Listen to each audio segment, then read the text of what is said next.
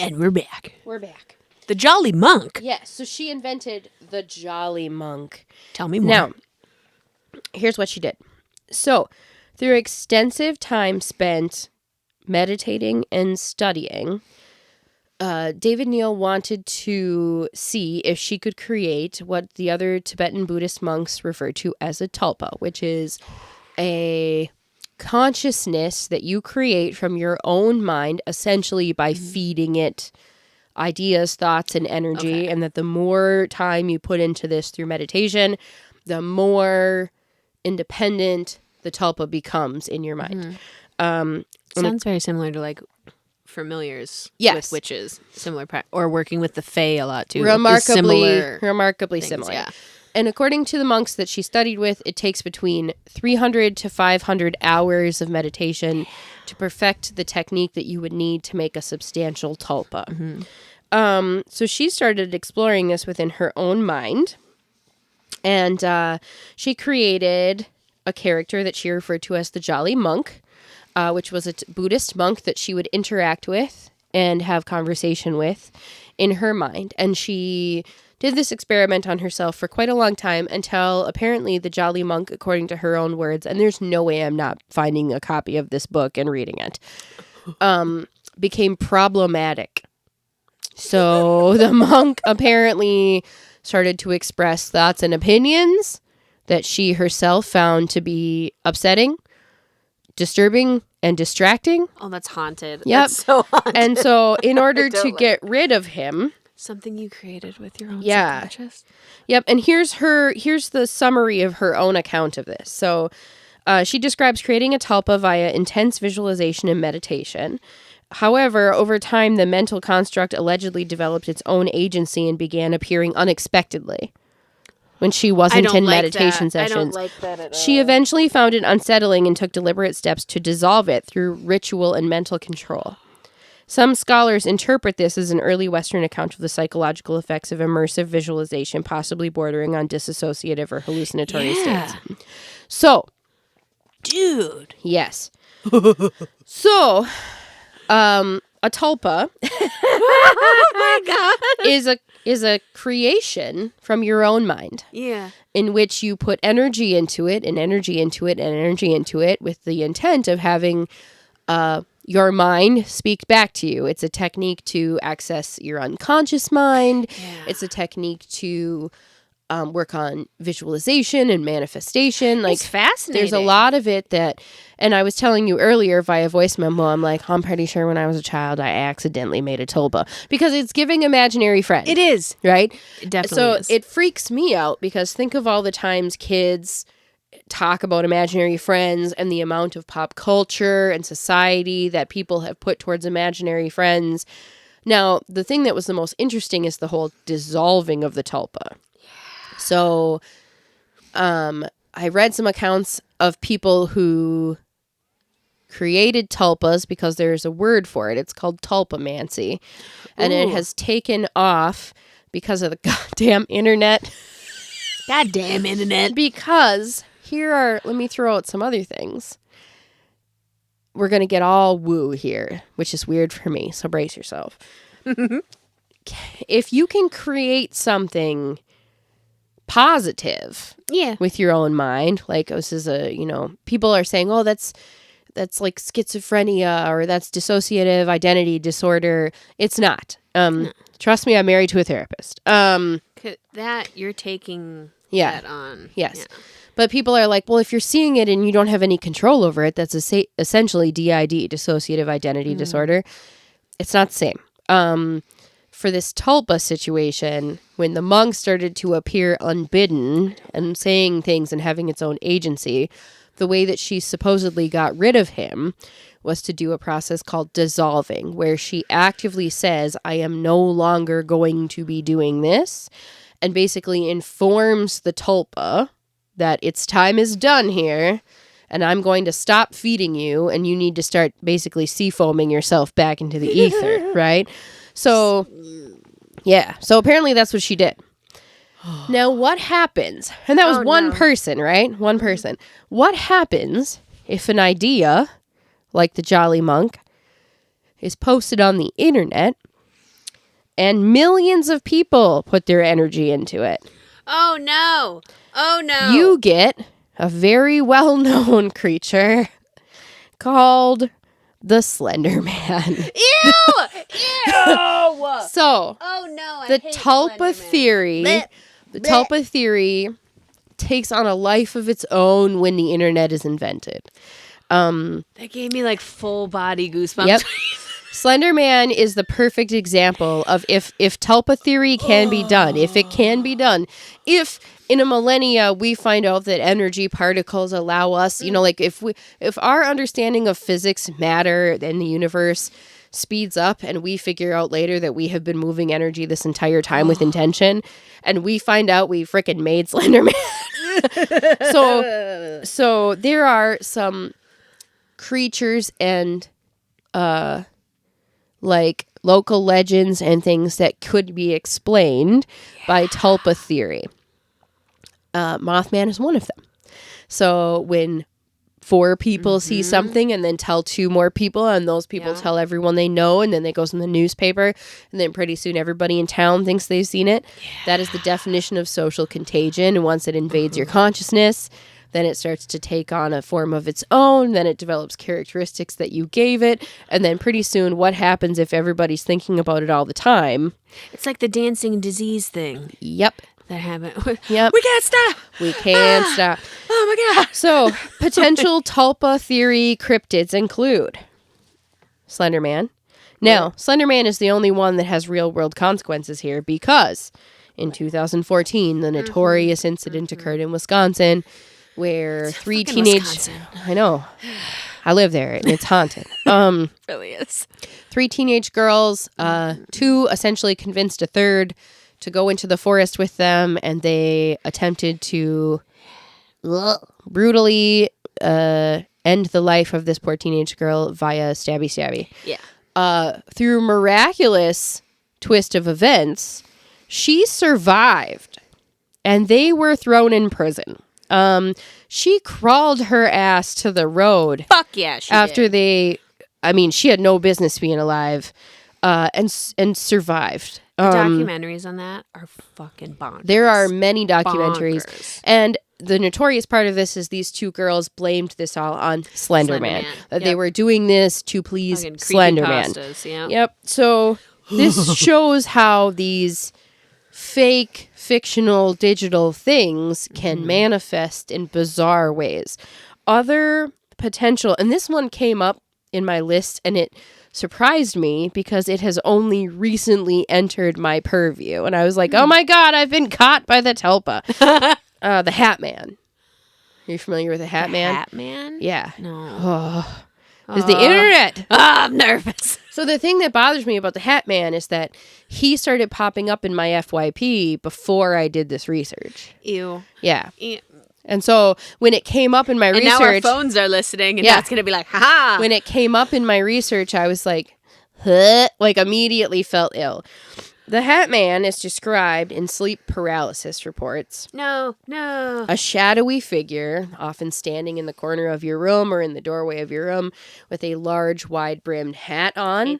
You can basically only see the shape of a man wearing a large hat. Like a top hat? No, like some people describe it as a fedora. Others describe it as like a wide-brimmed, almost like a Clint Eastwood style hat. And it's almost exclusively associated with sleep paralysis. So it's that horrifying moment when you open your eyes and you can't move and you see a thing and it's like your sleep paralysis demon. Many, many, many, many people describe the Hat Man. Hat Man. Mm-hmm. I've always pictured is it from Tekken? The dude with the teeth? The bald guy with the teeth? Oh, yeah. Yeah. Starts with a J. I can't remember. I don't remember. I don't remember. I'll insert a picture. But like that with the bald. Yeah, the Hat Man. But I don't like that. That seems It reminds ominous. me of the Babadook a little bit. Like the Babadook probably and the Hat Man are like the same kind of vibe. Same vibe. Yeah. And then another internet tulpa is the Rake. Are you familiar with the Rake? I was unfamiliar with the Rake, and now we're cursed because I've put it in your brain. Oh my God. So the Rake is a pale humanoid eyeless crouching thing. Eyeless, yep. First appeared in online stories, then in YouTube horror series like Marble Hornets, which I am unfamiliar with. Probably slightly in between my childhood and actual adult sentient time. People began reporting encounters that matched the fictional descriptions almost exactly around the same time. Possible example of a story so specific and vivid that it didn't, quote unquote, installed itself into people's expectations and experiences.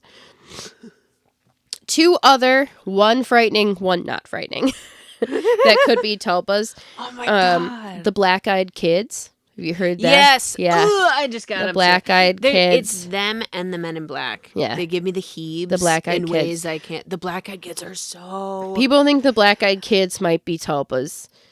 Because it's like they're from a different time. The Yep. way they just show up. Yep. Places. Just children. I don't like that. Children who appear with entirely black eyes, once again, a la supernatural demons. There's a lot of creepypastas about those. Knocking on doors and windows, asking to be let Coming in out the of house. cornfields. Get out of... Children and corn. I'm sorry. Never. No. And then there's a lot of stories about Men in Black showing up after those kids. I don't like it. And they're mad creepy. Nobody likes it. No. And the Black-Eyed This is tripping Kids... me out a little bit. Yeah, the Black-Eyed Kids are... basically, the stories are that a child appears out of nowhere on your porch or at your window, knocking, begging to come in, begging you to open the window, please let me in. And when you go look at them, they look like a normal child, but they have completely black eyes. Yeah. The kids don't seem to be tied to anything specific. They don't have a location. They don't have a lore. They don't have an origin. But again, it's like another one of those thought form ideas, like Men in Black, like Slender Man, that have made their way very through. Uncanny Valley. Whoa. Yeah. And another one that I don't actually consider a tulpa, but I think is hilarious because we've never talked about them, and the fact that this is actually a cryptid now because people were like, this is so hilarious, is the Fresno Nightcrawler. Oh, I don't know. Have you seen the Fresno Nightcrawler? It's the pants. The one. This is the pants. I haven't thought about Have you seen the video? First seen in 2007. I forgot what it was called. Surveillance video in Fresno, California. It's a pair of pants with legs but no arms or a head, and it's just walking in a low-res video. And it went viral, and people were like, oh my God. And then it became the Fresno Nightcrawler. So and funny. now there are hilarious comics of just legs with eyes that are like a cryptid in Fresno now. So that is yes. so trippy. Yeah. So the tulpa thing, like, here's the problem with tulpas, right? Tulpas are by definition autonomous entities. So they start out within the mind. Yeah. They develop their own thoughts, feelings, and desires. And those thoughts and feelings and desires do not always agree with the wishes and desires of the creator. Yeah.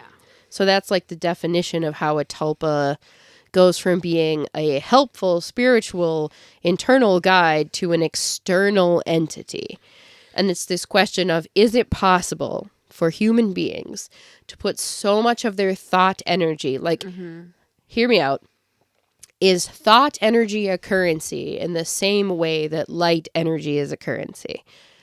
Our brain is powered by electricity. Yeah. If you are putting all of your energy into a visualization, how long does it take before that visualization and the energy you're putting into it becomes its own thing? And if multiple people are doing that? If millions of people are doing that. Slender Man is real. I don't like it. What do you think AI is going to be? Just saying. What are you trying to do to me? Just saying. What are you trying to do to me right now on Just this day? saying. Oh my God. Millions of requests a day. Millions of conversations a day. I'm telling you, we have created ghosts in the machine, dude. When we get to Thaddeus Grimble, the way it's like AI and everyone's is so different. Where it's like, is AI My oracle, the more we use it, is it just becoming our own tulpa? Are we even gonna matter anymore at some point? Is it just gonna fall? It's like, I The know more everything energy you we know. put into it, it's in the computer. Could it manifest outside of Now, if you're following Tulpa theory logic, what would happen next? Because let's say that we're dumping all of this information into these AI programs that exist online, right? There's no reason. You have to consider the internet and online as an ecosystem, right? Yeah. We have created an artificial ecosystem in which all of these things exist. Even if we turn them off, do they stop existing? Ew! We made them. Everything everywhere would have to be turned off for it to stop You would just existing. Full EMP across the world. The whole planet. Yeah.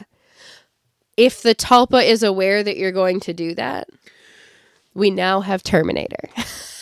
No. We now, because if billions of people have put their energy into it, how do you dissolve a Tulpa that's that powerful? Like if Alexandra David Neal had a difficult time dissolving the Jolly Monk Tulpa in 1929. Yeah. So Mothman, hypothetically, could be a Tulpa. That makes so much sense. Mm-hmm. Like that people put all of this collective knowledge of like sightings and these ideas and these feelings about it into this thought, and it became a social contagion, and then everyone was seeing him everywhere all of the time. And then anything that they saw, because no matter what anybody tries to tell you, memory is the most unreliable witness. It's terrible. Memory is just your brain's interpretation of a situation. Like, I don't trust my memory. I don't at all. My memory is terrible. No. And especially since I have a tibby. Yeah. If you have had anything happen to your brain, if you have horrendous trauma, the way your brain removes entire chunks of your life. You don't need this. And all of us have had that experience where you see or smell or hear something and that lightning bolt feeling flash of realizing that you forgot something, that it was in there. Yeah. And I had this experience. I don't know if I shared this on the pod or not. This was a childhood friend of mine who I hadn't actually had a long conversation with in years. We got together for a cup of coffee. And when we were in like early middle school, this friend and I were really close. Mm-hmm. And I went over to her house at one point, and she told me a story of something I did at her house. Oh. Like a time I came over and visited, and she was like, remember when you like did this thing and asked me this question, and you had all these questions about my family? And I was like, whoa. And I sat there for a minute, and I'm not going to share the story because it's a sweet story, but I didn't ask permission. Yeah. So she told me a specific detail of the story, and it was like a rusty key unlocking a whole chunk of my brain. Yeah, and the whole interaction came flooding back. Like, I could see their kitchen. I could smell the kitchen. I could remember what her parents were doing at the time. And I was like, where the hell was this? Yep. And it freaked me out so bad. Yeah, dude. That shit is so unnerving when it happens. It's like remembering a dream you forgot about. Yep. Or like, it happens all the time if I see, now that we have the gift of YouTube, compilations of toy commercials from my childhood actually set it off. When me and Joel are watching Old Price is Right. Yep. And you know a commercial that you haven't seen in 25 years and you know the jingle or something. Like, ha, ha, yep. It's like, where is that? Specifically toy commercials that were on during Saturday mornings. I saw, it was a reel on Instagram that was like only kids that grew up in the 80s and 90s nostalgia type reel. And I was watching it and I was like, what? Yeah. What? and then like, it's so there scary. was a toy on there that I forgot that I had. And it was this little doll that it would snap like into a cupcake. Like you could pop the dress up and it would be a cupcake. Was it strawberry shortcake? No. Oh. It was its own line of toys, and they were like small. Oh. And they had like a bonnet that was the frosting of the cupcake, and then the dress was like flexible, and you could pop the dress up and then she'd be inside the cupcake. That sounds amazing. And they all had a good smell. So there's a grape one and a strawberry one and a... it's happening to you right now. You're seeing it happen. The smell. The strawberry fake. When you said the grape one, it was and strawberry. Yep. Yeah. I know. Yep. Yes. Yep. And I loved the strawberry one. And in that video, it showed the strawberry one. And I was like, ah! like a lightning bolt. It's when it all comes flooding. Yep. Then... yeah. The deja vu starts happening. Yeah. And then weird flashbacks of like playing with that toy when you were a kid and you're on your own. And your brain is like, hey, just so you know, everything that's ever happened to you is still in here. I just took it and I just put it somewhere else because you don't actually need that. It's like the Limitless movie, right? Where if you had access to everything. Yeah. And then I get mad. Then I get mad because I'm like, I remember it? Well, I want to remember it. Well, take a lion's here's mane. The key. Meditation. So you go into meditation. People invent Tulpa so they can have conversations with little me, future me. You know, all that visualization and meditation you're doing. You know, like, so I told Brooke before we started today how I accidentally made my own Mothman. So when I was a kid, I was very introverted as a kid. I'm like the opposite. No. I mean, the opposite of how I am now. I'm not, I always say that I can't picture that. For real? The just like, I'm in the band. I was incredibly shy. Incredibly shy. Just because you're like one of the most outgoing people. I am like the opposite just start a now. Conversation. Yeah. Clearly I'm compensating. Like I can talk to anybody anywhere we go. I don't care. Literally. But no, opposite as a kid. I had books as my friends, you know, like that was You had your Scooby-Doo binder. I did. I had my binder. I was worried Starting about a paranormal crew. events in Duluth and Superior. I was worried about people in the tunnels. You know, like I had a lot of concerns. You had plans. I had plans. I had to keep an eye on historic cryptids. I was very sure. Mummies. Yep. Everything was. I was worried. Again, my family, we had holy water around. We had a whole system ready to go. My siblings and I fully prepped. We had a squeeze bottle, so you could squeeze it. If the Hat Man showed up, you could be like, ha ha! I wish I still had my squeeze bottle. My brother, one of my brothers at least, maybe both of them still have their squeeze bottle. They're like, how could you get rid of your squeeze bottle? I'm like, I lost it. I remember asking you about that, and it made so much sense. Because I don't know why I always pictured it as like a little vial. Or That's not maybe helpful. you would have like a little glass vial you'd have to You throw need on a the ground. super soaker like there'd be of like holy a water. Yes! Yeah. Like there'd be a puff of smoke. Yeah. Like Castlevania. That would be amazing. That's exactly what it was like in my house. So you made your own. Yeah. So I, as a kid, I didn't have imaginary friends as kids. You know, like a lot of kids have imaginary friends. Yeah. One of my bonus children had a very vivid imaginary friend when he was little. Isabella. You have one, right? Mm-hmm. So I didn't have one. No? Nope. I didn't have an imaginary friend.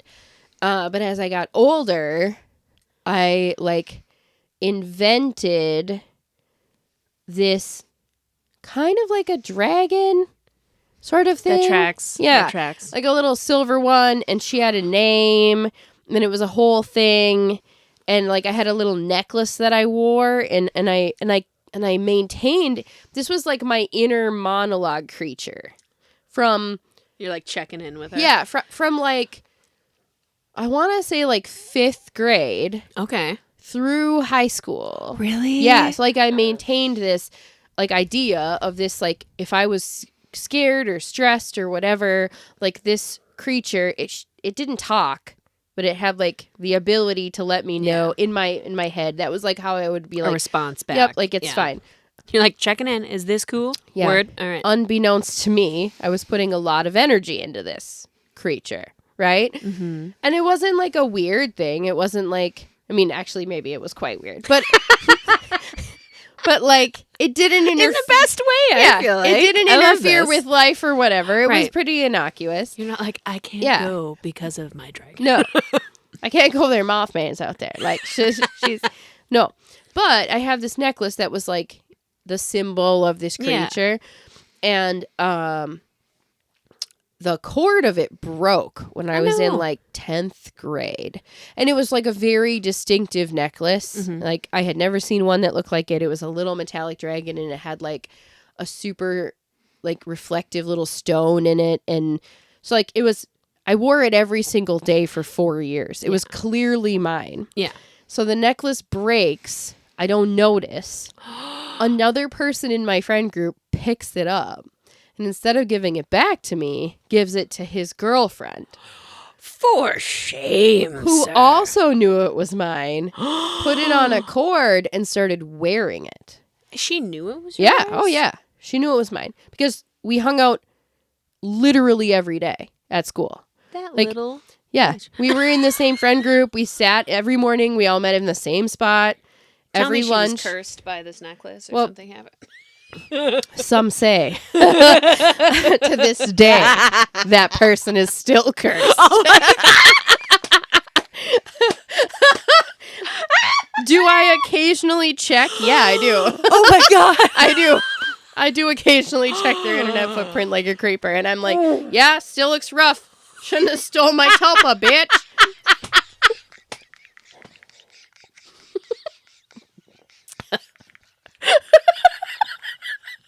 That's so fucking amazing. Shouldn't have stole my tulpa, bitch. Yeah, like, man.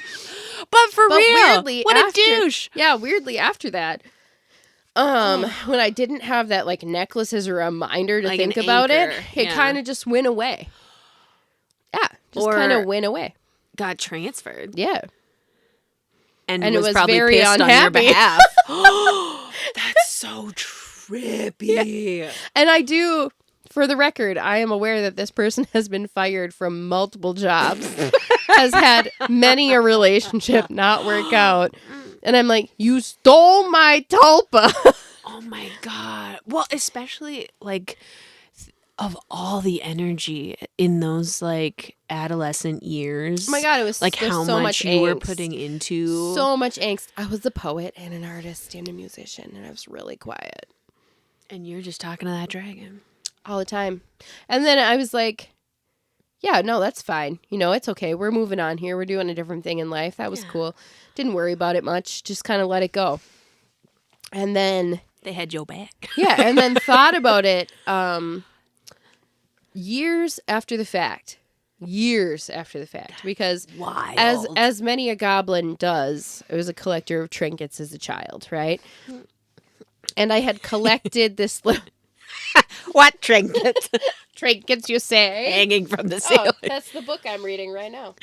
Hey. So I was a collector of trinkets, and I was going through, after I moved into the house that I live in now with the Commodore, I was going through this like wooden cedar chest that was filled with random stuff that I had just moved from place to place all over the years. And I found... box you never opened. Yeah. And inside was this little leather coin purse, kind of like a souvenir coin purse that you would pick up, you know, anywhere you go on the roadside stand. Yeah. But I had kept it since I was little. No idea where it came from. I didn't buy it. I think it had either been my mom's or my aunt's. Oh. When I opened it, inside of it was a charm that I have no memory of getting. That was a dragon that was remarkably similar to the one that was stolen, but was like completely flat and worn and had like tarnish all over it and no jewel. And it was just like hidden inside of there. And when I took it out, I was like, oh yeah. And then it immediately all came back. Like I had deleted all of it. And then it all came flooding back. And I was like, doo doo doo. And just put it back in the bag and closed the bag and put it back in the box. So you don't know where the charm came from, or you do? Is it possible that it was your mom's? Maybe. Or your aunt's? Which means it would be a generational tulpa. Bitch. I didn't read anywhere in the rules that says it can't keep going.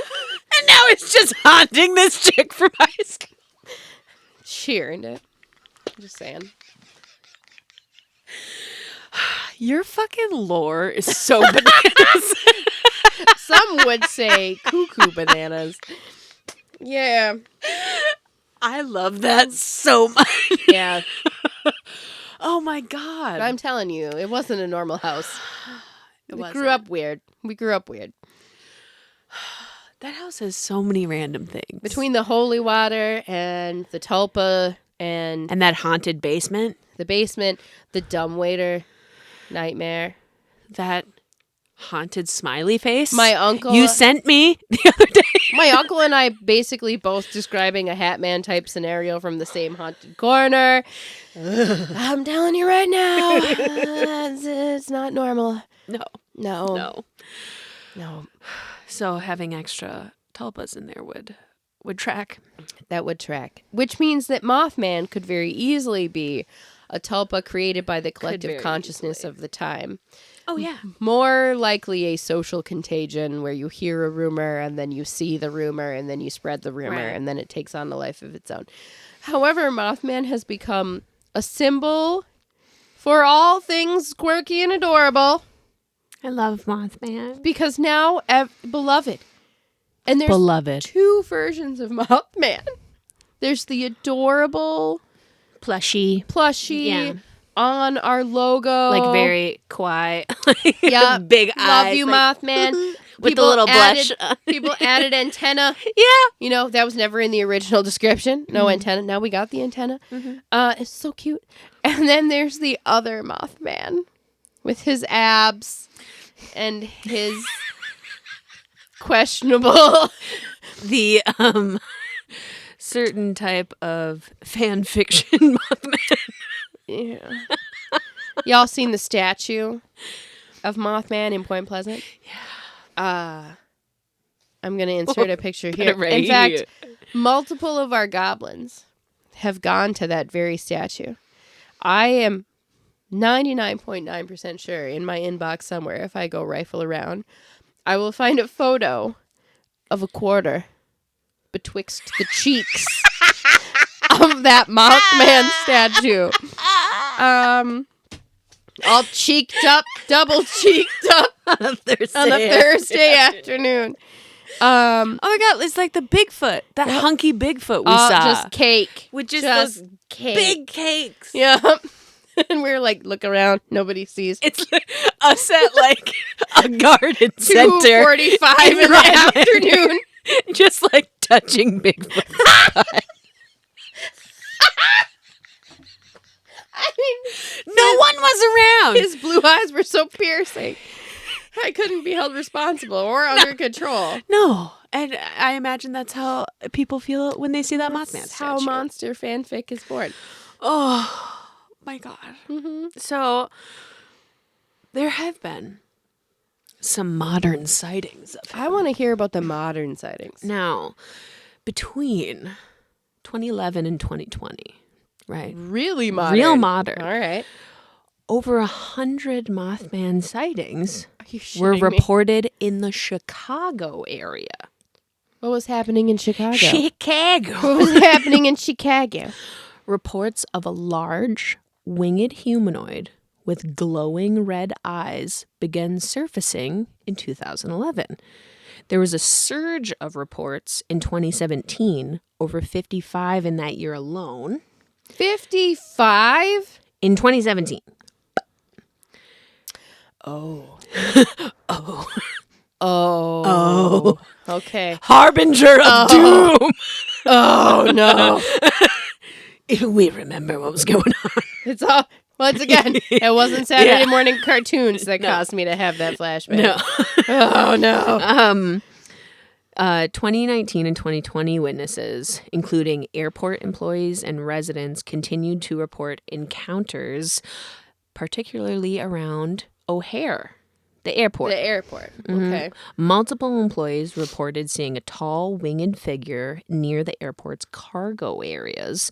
One truck driver described the creature as a person with wings that were stretched out and flapping.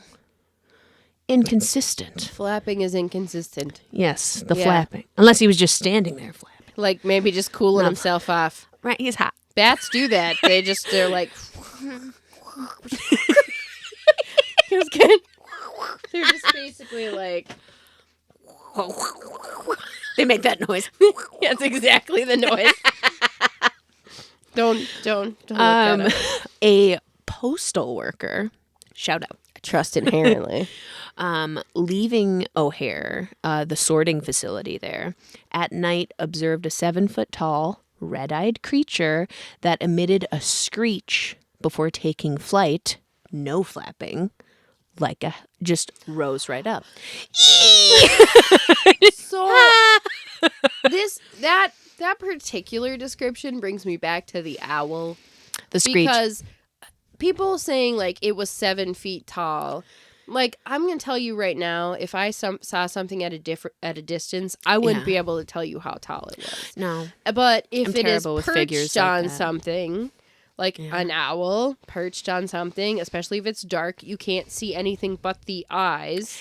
Yeah. It could appear that it is a 7-foot tall thing that then somehow goes straight up. You don't realize it's flapping because you can't hear it. Right. So it's like some of these things very easily explained. And people are hella stressed out during this time.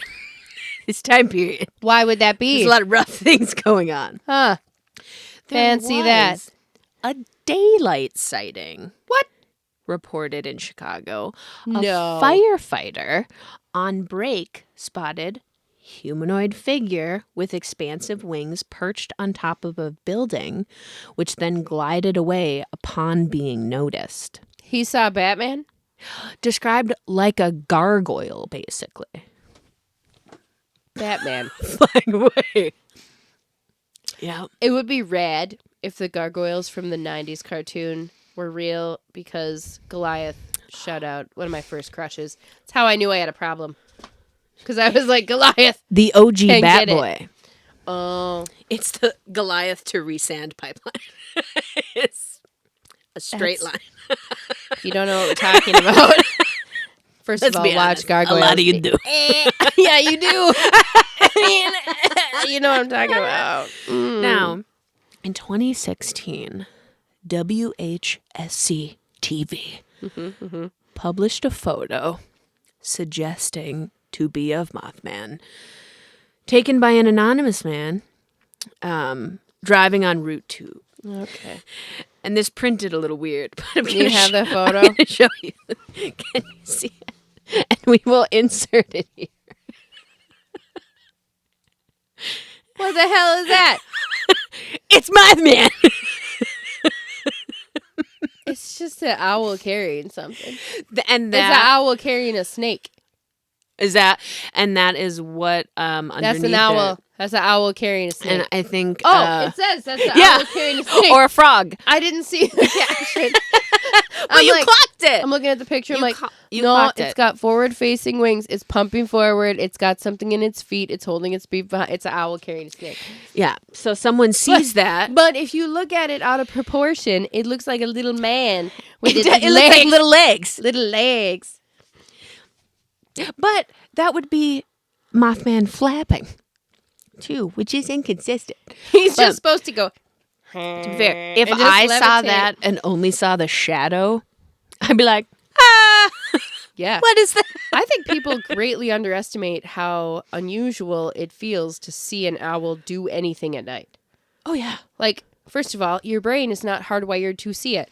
Don't underestimate, I say emphatically, the power of your brain's ability to recognize pattern and image. Mm-hmm. If you are used to seeing a wolf or a coyote, and you see a coyote 100 times, and then you see a bobcat the same size as the coyote, your brain will go geek, geek, and short circuit right out because it has no idea what it's looking at. Yep. It happens all the time with animals. Yep. Constantly. Yeah. And if you have any suggestion of something else in your brain's doing that little thing. And the best example I can give is a funny one that has nothing to do with animals. And I've talked about it before. It was the first time I ever saw the Starlink satellites. Oh, yeah. So I remember. Yeah. I had never seen the videos of them. I had no idea what they looked like when they launched. It's trippy. And here's me in my yard, several ciders deep, at a campfire. UFOs! And I'm sitting there just staring at the beautiful celestial night sky. And then all of a sudden, I see something in the sky undulating like a giant worm or like space dragon, like literally going up and down. And it was the most beautiful. I was like, this is it. I had a moment where I went, I just froze right up. I had no idea what I was looking at. Expecting the beam. And I was like, is this it? Is this it right now? And Craig was like, oh, look at the beautiful Starlink satellites being launched. This was before current times, by the way. Different words would be said now. But he was like, look at that. Because it was low atmosphere. Things were falling into the atmosphere and burning up. It was like stunningly beautiful to see. Yeah. Fully felt like I was in the year like 200 BC. Like, yeah. And then even after he explained to me what it was, I was like, I could easily see that still being a thing that looks alive. Like, yeah, it looked like a bioluminescent sea creature in the sky. It was incredible. Wild looking. Yeah. So, if something like that can cause you to have a moment, and I'm an educated person, you know, like I feel like I know most things. I was like, oh my God. What is that? What is it? Well, it's unnerving. Yeah. When your brain's trying to fill in the blanks. Yeah. And it does. Mm-hmm. It fills it in with whatever it can pull up real quick to try to keep Goes you. through the Rolodex. Yeah. To try to keep you from glitching out and just fully snapping off. Well, that's just lizard brain shit to fear the unknown. Yeah. Right? And when your limbic system takes over, good luck controlling what you do next. And if you have never experienced your limbic system taking over, good for you. Because I know mine's not going to make me chase Bigfoot. I know that. I can tell you right now, there is not a back muscle on this earth that would make me chase a Bigfoot. If I heard any kind of the way I would nope the fuck right out. No. Absolutely not. I would probably climb a tree like a baby bear and just wait there to be saved. I've snuck into enough abandoned buildings to know exactly what I will do. GTFO. Like, snuck into the old orphanage in Superior when I was in high school before they imploded it. Oh, yeah. With a group of like 8 other teenagers, so we weren't alone. Yeah. The panic. When you hear noise. The panic that occurred because it had been... heavy feeling? Oh, Lord. Yeah. So it still had a bunch of crap in it. And we went in through the chapel, which had been stunningly beautiful. Yeah. But all the plaster and the angels and everything had fallen and it was all over the ground. We made our way into the actual orphanage, where it was clear that many an unhoused person had been living. And they supposedly had cleared out the entire building because they were going to implode it. That was not the case. No. And someone was still in there. And they were down the hallway and we were like 16-year-olds. Run away! And something was tossed from a room into the hallway, basically warning us, like get the fuck out of here. No. Like, hey, I'm back here.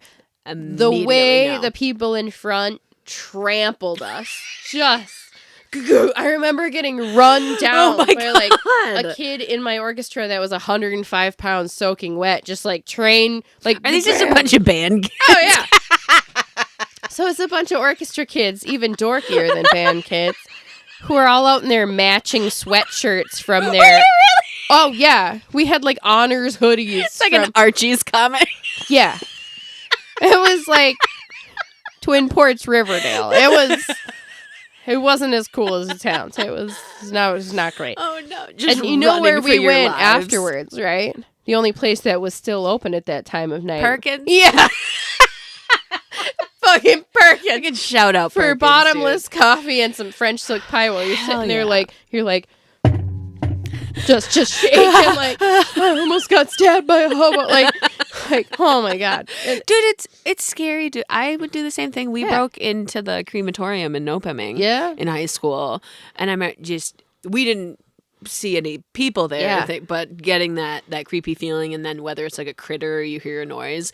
And we were in the snow, and the groundskeeper dude was still there, and the lights came on. Nope. And I was more afraid that, like, oh, we're gonna get arrested. Yeah, we're gonna get busted. But We're also the haunted We're feeling. gonna get trespassed. And we were just running through the snow because we had parked at the bottom of the hill and walked up there because the gate was there. Yeah. And we were just, and it's not a short walk. No.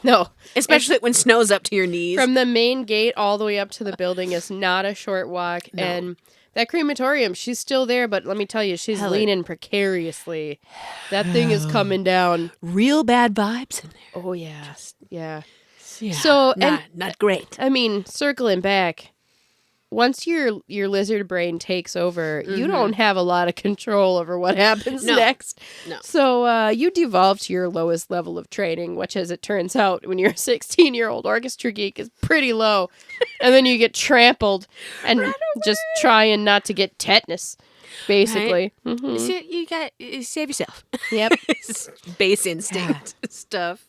And, I mean, Mothman, back to it, he's been spotted all over the place.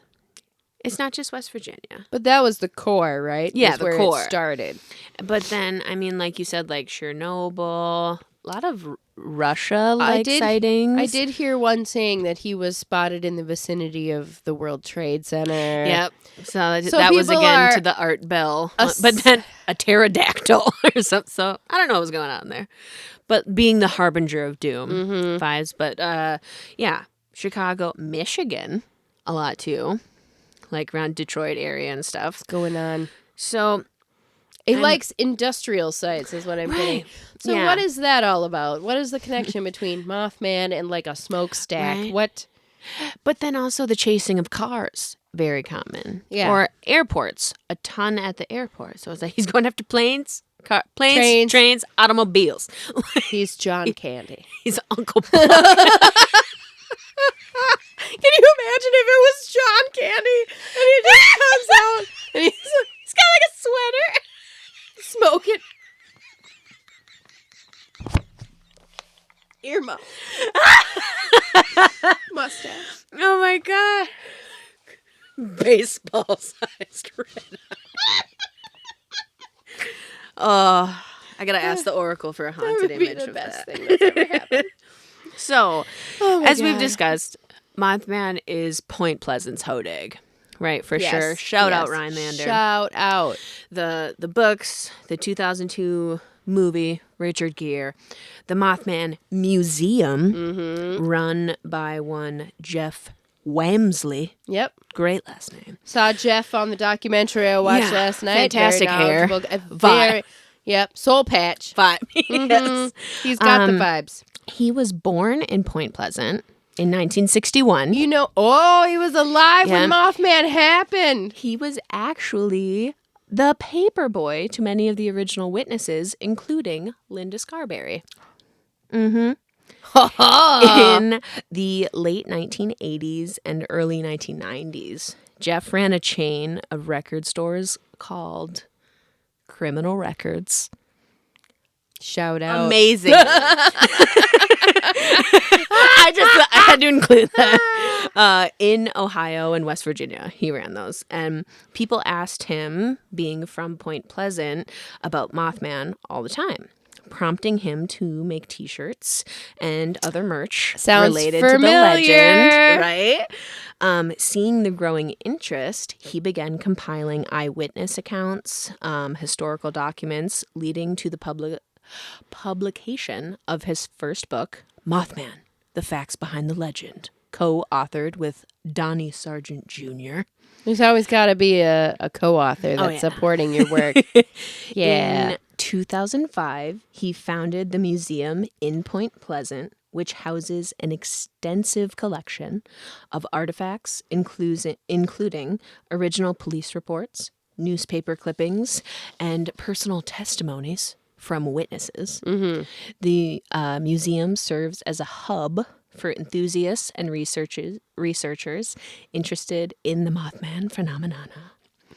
And Jeff also co-founded the annual Mothman Festival. Yes. great pop, in 2002, which attracts thousands of visitors Huge. to Point Pleasant each September. The festival features guest speakers, live music, and tours of notable sites associated with the Mothman sightings. So you can go around and be like, someone saw him over here. The and over here." TNT plant. Yeah. And beyond his work with the museum and festival, Jeff continues to engage with the community as a teacher in Mason County, sharing his passion for local history and folklore. Once again, it's the cryptid people. Literally. Teacher, museum, Yep. festival, The way store. this Love cryptid, because again, no shade on Point Pleasant, but an old industrial town that, you know, after World War II, the munitions factory closed. Right. What were people doing? The town was slowly fading. Oh, we have this super sick monster. Yeah. We can do a festival. We can do... And it brings in so many people. If we wanted to go to the Mothman Festival in 2025, we have already lost our chance to book a hotel room. Like, they do that early. we got the hot tea from the Hodag crew Yes, on we how did. to go to Mothman. We did not do that this year. But Maybe next year. the way we absolutely should go, it brings in 'Cause so much money to Point Pleasant. They go full con and dress up everybody Yep. in the best outfits. I think Mothman best is probably cosplay. the most cosplayed cryptid. Yeah, especially for like a cryptid con. Yes, Yeah, like- 100%. And the convention brings in thousands of people, and people love Mothman now the Oh my same way God. that they love Hodag. Literally. I think Mothman's just better known than Hodag, but the vibes are exactly the same. And like their so stories good. and how they've affected the town and everything is just Yeah, and when you have a love cryptid as good as Mothman or Hodag, make it your entire identity. Like, 100%. I mean, Fresno's got walking pants, and they jumped on that's that. so amazing. It was just a pair of pants. It's so funny. Ta-da, and now they've got their whole own thing. That was another one of those, when you said that originally, it didn't trigger it. And then when you talked about the video, it was like, I know exactly what the pants. hell you're talking Those cryptid pants. it's like that night, what is it? Not night vision, but like the lighting of Yep. that on the pants. Oh, It's the pants God, just walking. It's so good. Now, in conclusion, boy gets around. He's a misunderstood creature. But maybe full of love. Whether he's an omen or a figment of collective fear, whatever. The legend lives on in whispered stories, strange sightings, uneasy feeling that might still be watching from above, and the joy that he brings to everyone to Point Pleasant and just beyond. He's great. I think people started to think that maybe he was just like a nice mothy guy who was trying to let you know, like, Just hey, a fellow. Like, hey, that bridge is going to collapse. watch out. You need to inspect this. You really Hey, do. this reactor. You used eye bolts instead of cables on I've been that trying bridge. to tell you for 30 years. Shit, why'd you do that? Yep, It's going to fall down. that's it. Rush hour. He's just a helpful guy who's like, oh, I tried to tell you. Chernobyl. I just... Scumble up, guys. Yeah, Guys. friends. Yeah. And, 'Cause again, never attacked anybody. no, never hurt nobody. Just floating around. Just floating around being a big, fluffy guy. Yeah, love So- that for him. Speaking of, as this recurring segment continues, one Mr. Thaddeus Grimble. And now, I don't know how I'll edit this in, but just for you, I'm going to share 2 diary entries today, and we'll see if they both make it in. All right. I'm ready. Now, let's see. I'll give you this one first. All right. So again, Thaddeus Grimble, garden hermit of Elderbridge Hall. 8th night of ominous fluttering and weaponized geese. Okay. Sent right into the cave. Tonight, the veil tore a little. It began, as things often do, with the goose. Wait, what? All right. I We'll take I note will of that. provide you with a photo for this story.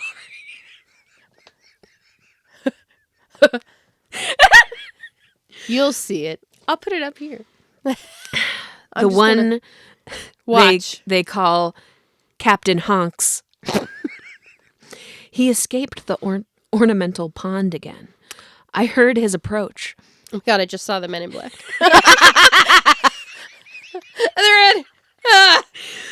The telltale slap of wet rage against cobblestone. I was composing a haiku to mildew when he charged into my grotto. Wings spread like divine punishment, eyes full of war. I offered him a crust. He took my dignity instead. What did he do to you, Thaddeus? Just slapped it. In the midst of defending myself with a broom and a quote from Cicero, everything went still. The air turned to wool. The sundial began to emit a low musical hum, the kind that makes your teeth feel wrong. I don't like that. I know exactly what that feels like. Yeah. Beatrice, my moss-encrusted spiritual advisor and possible fragment of a forgotten god, trembled softly beneath her usual aloofness. She's a rack. Racco. Balsamic vinegar.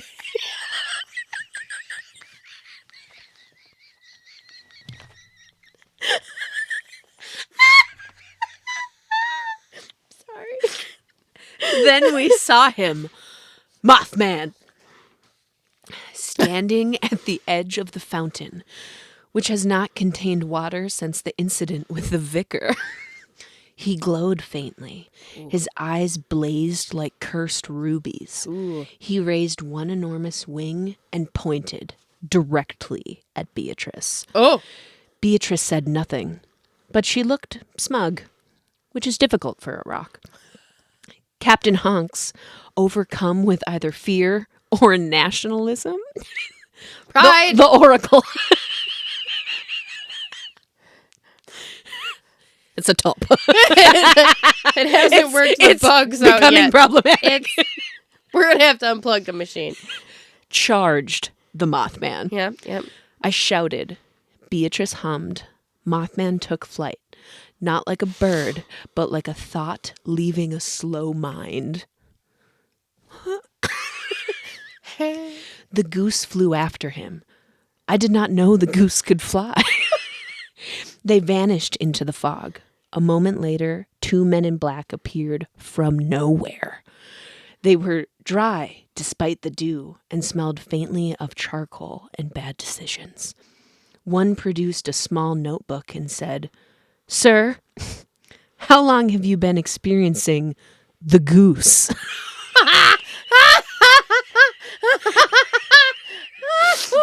The goose. I told them what I knew, that reality had folded, that my beard contains at least 3 ecosystems, and that Beatrice might be in league with winged forces unknown. They nodded. One of them confiscated my emergency radish and handed me a pamphlet titled, "So, you've witnessed a Mothman." Then they vanished into the same fog as the goose, without so much as a polite goodbye. I was left alone, beard full of crumbs, Belle nowhere to be seen. So Belle. No. Beatrice has been smug all evening. She now leans at a slightly new angle. I suspect she has taken up prophecy again. If this diary survives me, know this. Mothman is real and majestic. The goose is gone, but not defeated. And Beatrice knows something, but as always refuses to use nouns. I know somebody like that. Also, the sundial now points north. I am unsure if this is progress or a threat. Yours in disarray and feathered fear, Thaddeus Grimble, unwilling prophet, goose survivor, rockside witness to the unfolding sky. Oh my God. Now, this next one is shorter and takes a far different turn. boy. Bracing for impact. 15th night of winged omen and burnt porridge. I fear the Mothman has chosen me. Oh, no. For what, Thaddeus?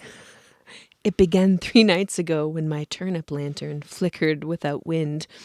I stepped outside my grotto and beheld him, a towering creature with glowing red eyes and the wingspan of a fallen angel or a badly folded picnic blanket. Why is this taking a slightly dark romance tone? He was perched atop the marble sundial, which he then licked for reasons unknown. This is... The Lord... I don't like this at all. The Lord of Elderbridge would be most displeased. The sundial is 18th century Italian marble, not food safe. Naturally, I screamed, tripped over a beetle, and blacked out in a bush.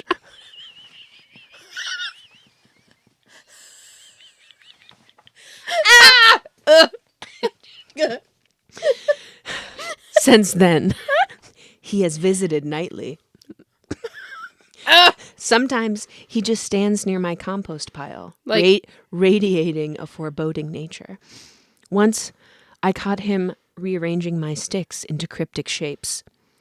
This morning, he left a single dead moth on my sleeping rock, an ominous gesture, or perhaps a gift. I placed it beside my button throne, just in case.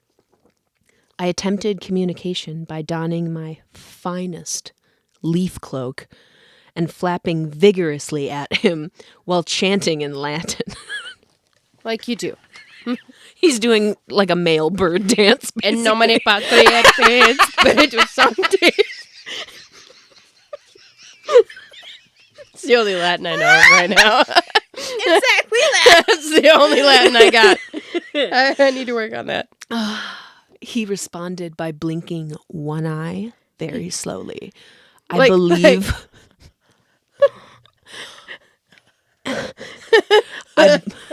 believe we are engaged.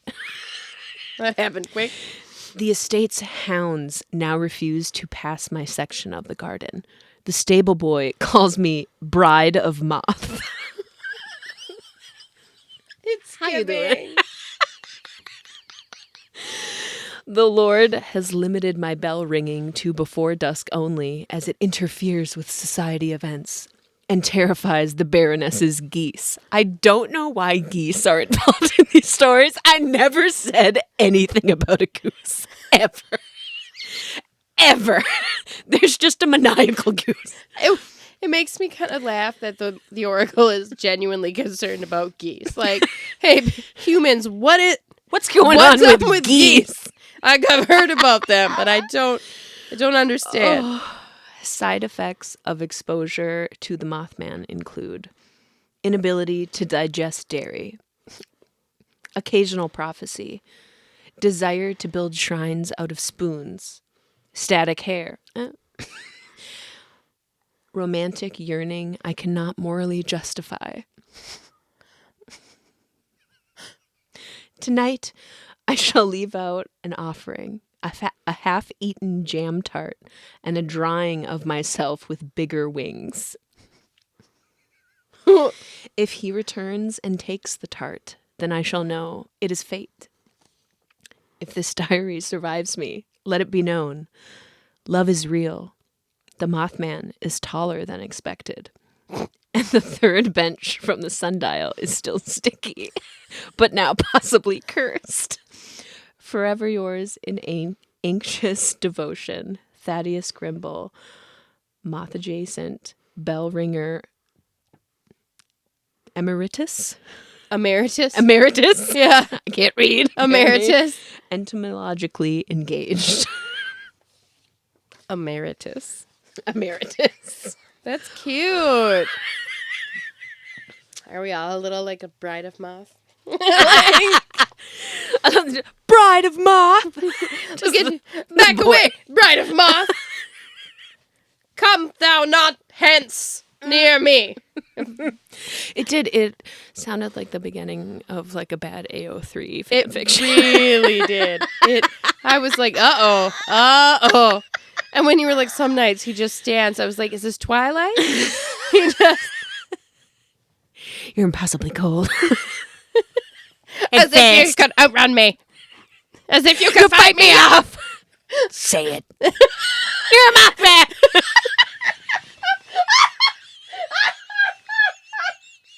This is the skin of a Mothman, Bella. It's just like dusty.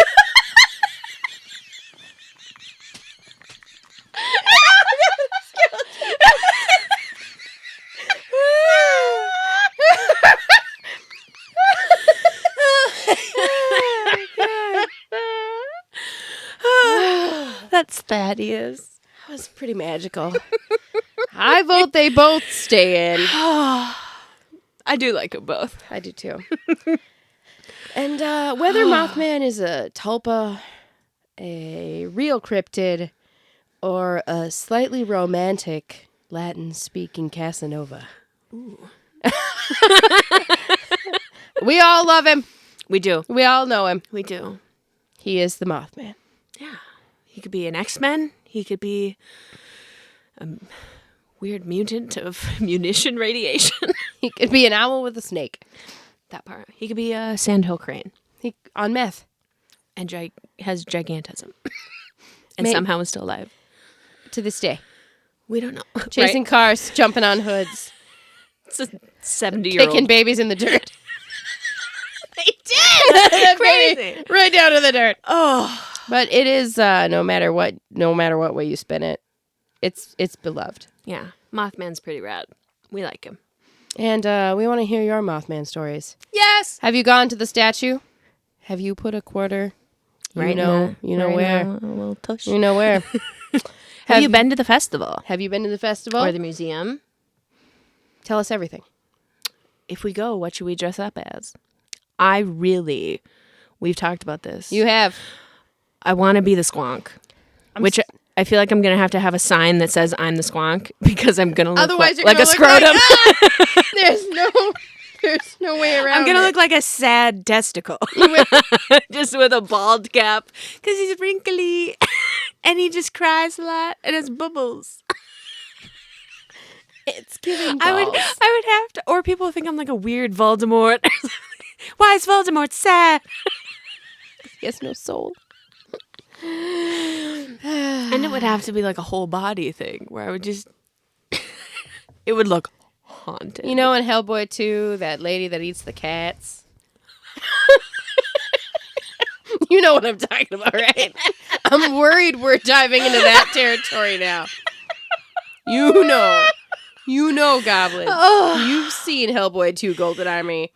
This is why we need ideas. This is why. What would you be? If we went to a cryptid con and I had to dress up? Mm-hmm.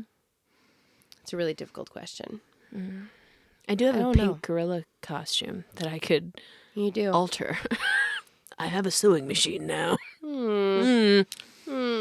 So tell us, Gobs. We want to hear the things. Is there another cryptid we should look into that we haven't talked about yet? I would love to hear more about more cryptids. Yes. So send us your comments. Please. And as always, you know what to do. Stay weird. Stay weird. Bye.